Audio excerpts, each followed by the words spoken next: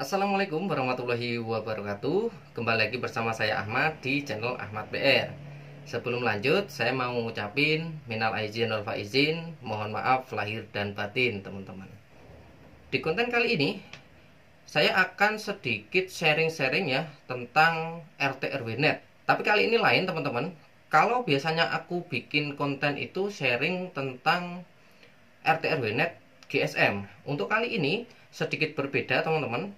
Hari ini aku akan sharing pengalamanku ya setelah beralih ke internet dedicated. Jadi ketika kita menggunakan paket dedicated, apakah itu worth it?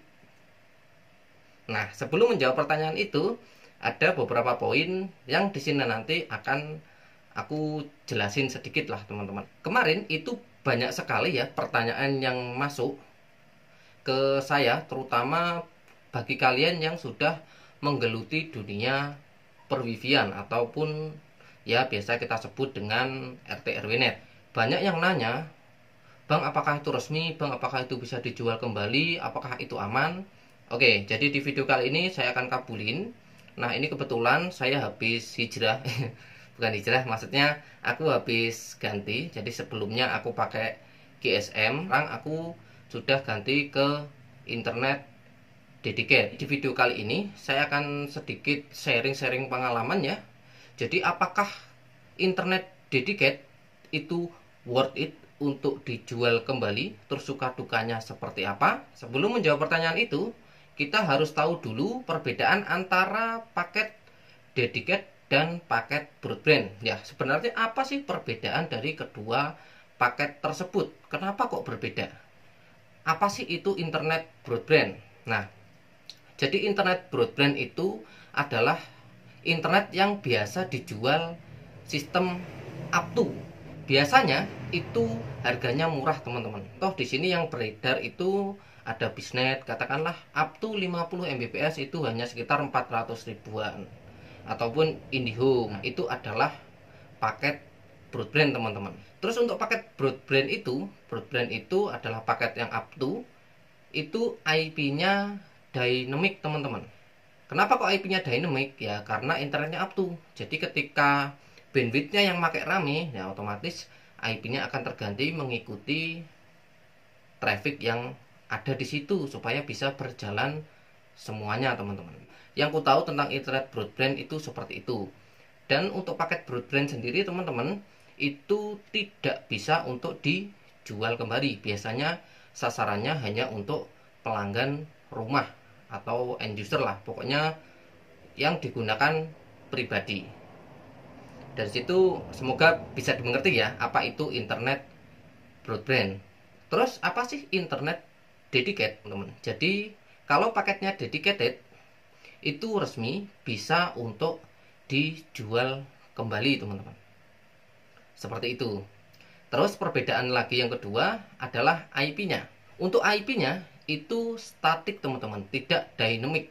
Misal nih kita ngambil paket dedicated 10 Mbps, terus kita speed test, terus pas di speed test itu hanya dapat bandwidth 7 Mbps. Kita bisa komplain teman-teman.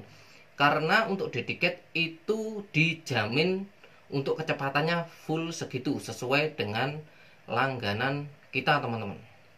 Di sini ada yang berbeda dengan paket broadband. Kalau dedicated ini harganya memang mahal teman-teman. Di sini akan saya tunjukkan ya. Saya tampilkan di slide layar saja ya.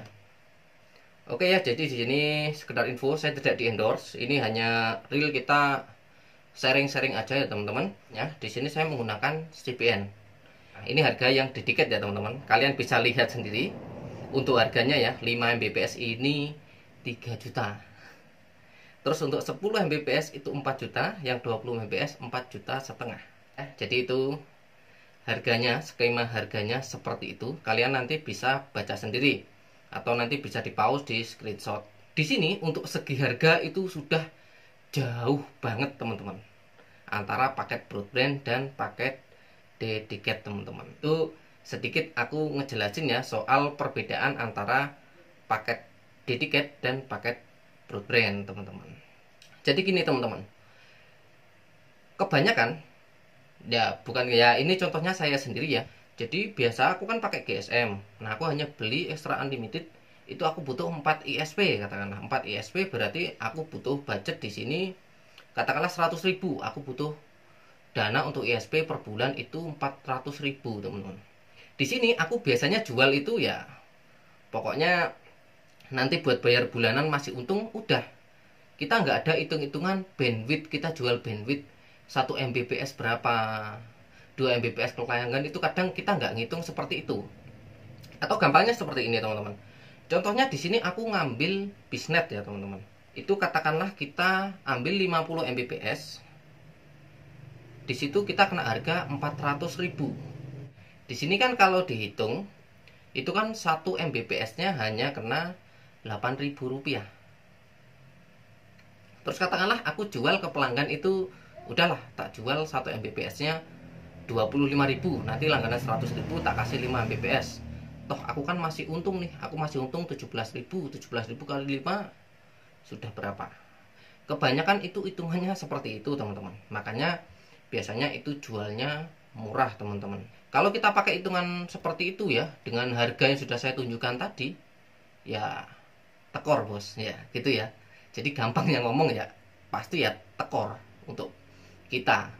Karena untuk ISP kita segitu, terus dengan konsep kita yang lama jualan seperti itu, ya tekor pasti. Kemarin itu memang pas di sini ngumpul-ngumpul ya sama teman-teman, itu banyak yang sharing-sharing seperti itu. Ketika mau migrasi, lihat harganya itu langsung pikir-pikir 2 kali. Waduh, aku biasanya jual 1 MB segini. Nah, terus aku beralih ke sini ya otomatis aku jualnya mahal. Gimana dong? Ini sedikit masukan aja ya buat teman-teman. Ketika kalian pengen membuat sebuah RT RW net ataupun ya pokoknya jaringan wifi lah, intinya kalian jual wifi gitu. Kalau kalian ada niatan untuk nih aku planning ke depan nih, jaringan mau tak gedein, mau kliennya mau 100, katakanlah seperti itu. Ada baiknya teman-teman kalian hitung dulu ya. Kalian harus ada hitung-hitungannya, teman-teman. Jangan hanya sekedar aku bayar ISP 20 Mbps katakanlah 400.000. Aku jual segini udah dapat 1 juta, masih untung 600.000. Ya, hitungannya tidak sesederhana itu, teman-teman. Nanti repotnya ketika kalian beralih, kalian migrasi, otomatis kalau klien kalian banyak, kalau kalian ambil bandwidth banyak, ya itu kan resiko. Nah, disitulah nanti akan terjadi pusing ya teman-teman. Waduh, ini gimana jualnya? Seperti itu. Kalau untuk kasusku sendiri di sini ya teman-teman, karena aku dulu jualnya GSM ya teman-teman, aku biasa jual itu per GB, aku hitung-hitungan kuota. Dengan adanya kasus seperti ini, ketika aku migrasi, itu tidak terlalu menemui kendala teman-teman, karena dari awal aku jualnya sudah hitung-hitungan kuota yang pastinya itu mahal ya teman-teman. Jadi seperti itu. Ada baiknya teman-teman kalau kalian ingin membangun sebuah RT RW net, nanti planningnya ke depan mau difokusin ke situ, kita mau lebarin sayap, nah ada baiknya kalian mulai hitung-hitungan lah. Kalau masih awal sih kalian ambil broadband seperti itu ya, itu pilihan kalian ya, tapi aku nggak rekomendasiin. Apalagi kalau pakai ISP, ya kalian tahu sendirilah. Nanti untuk resiko kalian tanggung sendiri ya. Aku sih nggak merekomendasikan seperti itu, karena aku dulu awalnya main GSM teman-teman. Gimana? Masih mau lanjut? Oke, kita lanjutin ya.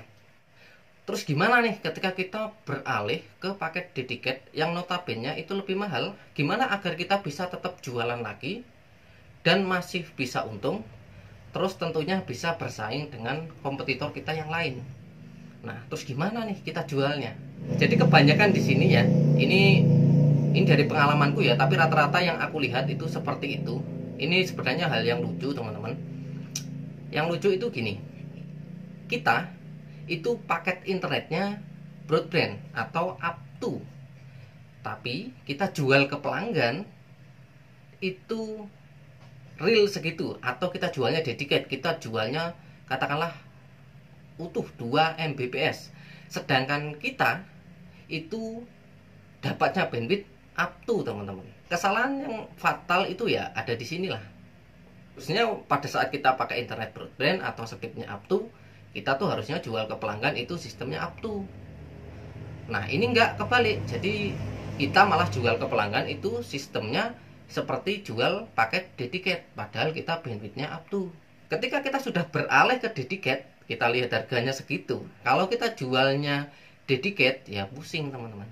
Oke, tapi nanti di next video ya akan saya bahas sih gimana caranya ya agar kita bisa tetap jualan dan tetap masih bisa untung ketika kita jual internet menggunakan paket yang sudah dedicated atau yang sudah resmi. Jadi nanti ada settingan khusus, nanti bandwidthnya kita bisa terapkan sistem up to. Oke, nanti akan saya kasih di video selanjutnya aja. Saya akan bikinin video khusus karena ini hanya sharing-sharing saja teman-teman.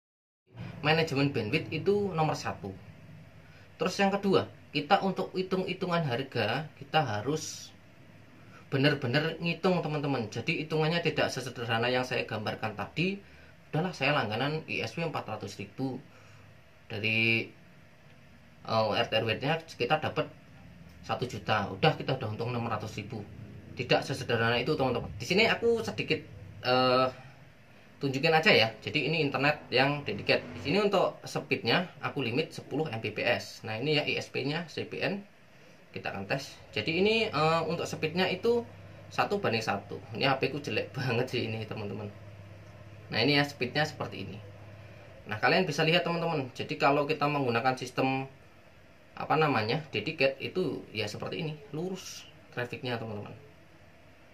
Nah sebenarnya sih bandwidth yang aku dapat sih 100 MB, cuma aku limit sih karena ada untuk pelanggan juga. Ini kurang lebih untuk speed testnya seperti itu. Oke teman-teman, jadi gimana? Masih mau jualan pakai yang resmi aja seperti yang sering kalian tanyakan? Coba komen di bawah ya teman-teman. Kalau menurutku sih masih worth it aja sih untuk dijual. Yang penting di sini ya sesuai yang saya katakan tadi, kita harus benar-benar ngitung ya soal bandwidth kita jual berapa, terus manajemennya seperti apa, itu harus dihitung-hitung benar teman-teman. Oke teman-teman, semoga sharing kali ini bisa bermanfaat ya dan sedikit menambah wawasan kalian kalau kalian mau beralih ke yang resmi-resmi aja. Sekian, saya Ahmad pamit. Kalau ada kurang lebihnya saya mohon maaf. Minal aidin wal faizin, mohon maaf lahir dan batin. Wassalamualaikum warahmatullahi wabarakatuh. Bye bye.